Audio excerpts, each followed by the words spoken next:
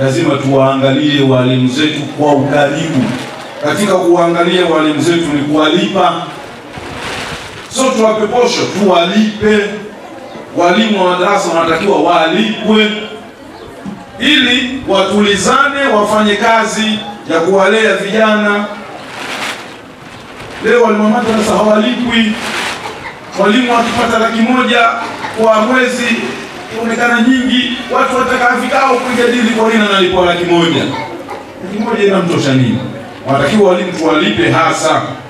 Si shida mwalimu wa madrasa tukampa milioni, tukampa $600,000, $700,000, si jambo baya hilo.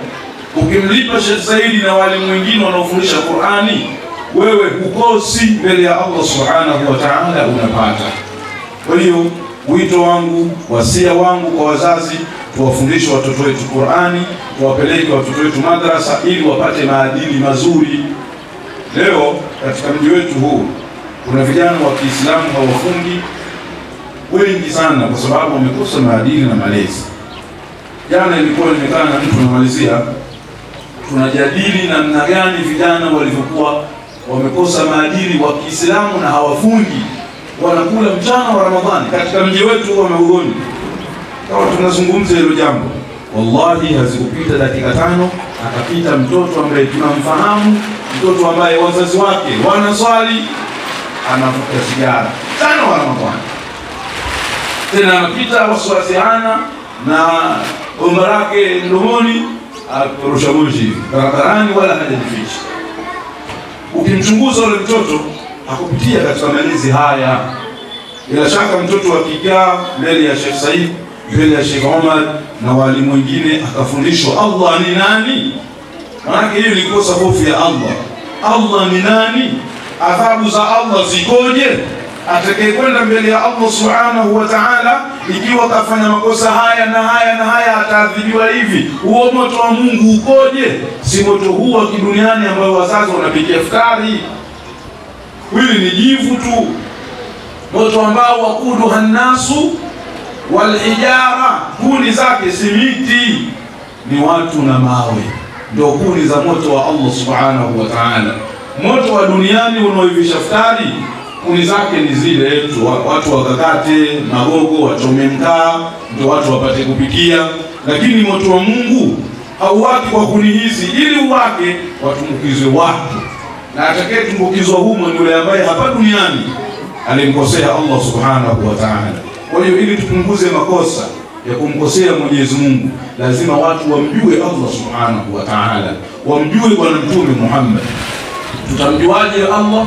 Tutamjuaje Mtume? Madrasani ndipo anapofahamishwa Allah Subhanahu wa Ta'ala, anapofahamishwa Bwana Mtume Muhammad sallallahu alayhi wasallam.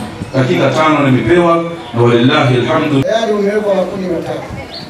La kwanza na rehema, la pili maghfira, tatu itakumina. Neno la rehema ni kuwa tayari rehema. Kundi la kwanza lile Mwenyezi Mungu anaturehemu kama vile mtoto mdogo ambaye alifika pale. Mtu anafika pale kwa amesamehewa, akifanya jema alipi wala baya alipi. La pili ndio la kwetu sisi, kuangalia makosa yetu tuliyokosa, tumuombe Allah atusamehe. Na tatu itakumina kwa toba. Hili mwezi wa Ramadhani ni neema ambayo inatakiwa sisi tusibaki na tatizo lolote.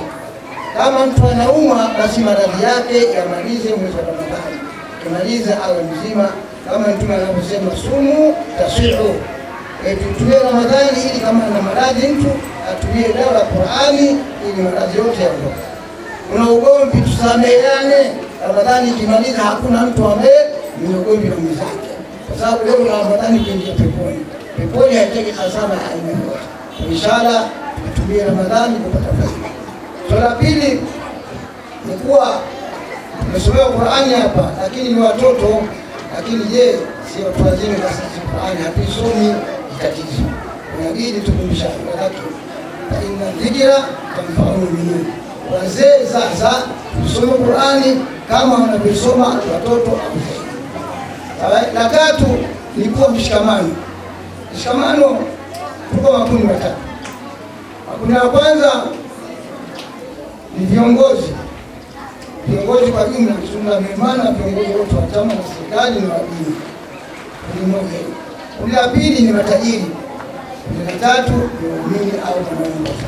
Kwa hiyo tulikuwa na mshikamano, mambo yatakuwa mazuri. Wazazi tushikamane katika kuwahimiza vijana wetu juu ya kusoma na kumtambua Allah subhanahu wa ta'ala, kwani hata mimi leo hii najivunia kuwa na elimu mbili ambazo zinanifanya naishi nazo katika dunia hii, nikimtambua Allah pamoja na kutambua mazingira ambayo ninaishi. Mimi binafsi napendezewa sana na haya mambo ambayo yanatendeka hapa, hususan Qur'ani hii ambayo tumesikia kutoka kwa vijana wetu. Narejea, je, wazee nao bwana, hakuna wakati wanasema kwamba kuna mashindano ya wazee wa Qur'ani? Kwa tujitahidi ndugu zangu Waislamu, itokeze wakati na sisi wazee tuweze kufanya nini? Kuonesha mfano kwa watoto wetu. Kwa hiyo hata Mwenyezi Mungu akijalia hata kama ni mwakani, basi tujitahidi ili kwa angalau wanaanza wazee kidogo, halafu baadaye wanamalizia walengwa ambao ndio watakaokuja kufundisha dini ya Uislamu. Ndugu zangu Waislamu, huu mwezi wa Ramadhani ni mwezi adhimu. Mwezi wa Ramadhani ni sayyidu shuhur, yani ni bwana wa miezi. Kwa maana yake inna al-Qur'an nazala fi shahr Ramadan ba'da al-Injil ب620 سنة وفي كل كتاب مشهور في التوحيد وصفة الله وغير ذلك من أمور الدين والدنيا لمصلحة العباد فرقا للبهائم لأنهم كرماء. والشهر رمضان سيد الشهور لما فيها من فوائد العجيب ولا ينبغي لمسلم اسمه بغير علم لدينه.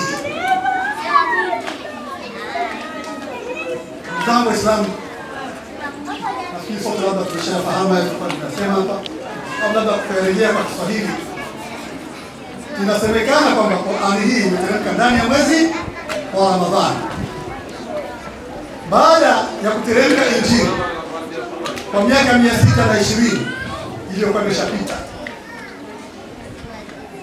Wa fi kulli kitab mashhur, na kila kitabu kimejitosheleza, yani ndani yake kinampokesha Allah subhanahu wa ta'ala na sifa zake Allah subhanahu wa ta'ala. Na si vizuri kwa Muislamu yote kujiita kwamba yeye ni Muislamu bila ya kuwa na elimu ya dini yake. Kwa hiyo na muhimu ndugu Waislamu, tuzingatie elimu, ndipo tutakapoweza kumjua Allah subhanahu wa ta'ala. Na msingi wetu mkuu ni Qur'an. Kwa hiyo Qur'ani ukifuatilia ndio mwendo wa Mtume Muhammad sallallahu alaihi wasallam na ndiyo tabia ya Mtume Muhammad sallallahu alaihi wasallam. Kwa hiyo ukijua Qur'ani, wewe utakuwa tayari umefuzu, kwa sababu sheitani hawezi kuingia katika nyumba ambayo imo ndani Qur'ani na Qur'ani hiyo imezingatiwa ndani ya moyo wako. Ama la, wewe uchezee Qur'ani hiyo na inaweza kukuingiza motoni. Kwa Mwenyezi Mungu atujalie tuweze kuwa ni watu wenye kuifuata Qur'ani na kuizingatia Qur'ani. Tushikamane, pia tusisitize watoto wetu, tuwasisitize kusoma Qur'ani, kwa sababu Qur'ani ni muhimu sana, sio kwa watoto tu, hata kwa sisi watu wazima.